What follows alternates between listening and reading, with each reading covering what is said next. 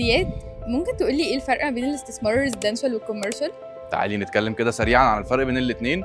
كده في الريل استيت عامه، سواء كوميرشال او ادمن او ريزيدنشال، كده انت كسبان. بس لو مثلا تساليني، لو حد بيدور على حاجه بيور انفستمنت او بيفكر في حاجه ان هو يكسب فيها فعلا بجد، تعالي نتوجه اكتر ناحيه الكوميرشال. الكوميرشال بتقدر توصل فيه للبريك ايفن بوينت اسرع بكتير. في نفس الوقت لو اخترت لوكيشن مميز انت كسبت اكتر من تريبل اللي انت دفعته.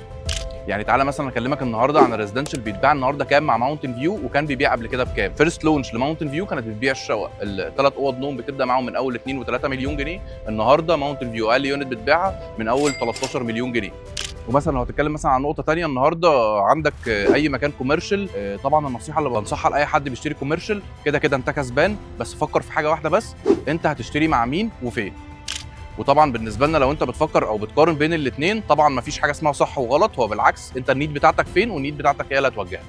يعني تعالوا مثلا النهارده نشوف مثال حي قدامنا وبالارقام مش كلامه بس. النهارده صادق شوف كانت بتبيع سعر المتر للمكاتب بكام، والنهارده بكام؟ النهارده اقل سعر متر للمكتب ب 400,000 جنيه. وطبعا لو حابب تعرف ايه الفرص اللي موجوده في الماركت النهارده سواء كوميرشال او ريزيدنشال، سيب لنا كومنت وهنتواصل معاك.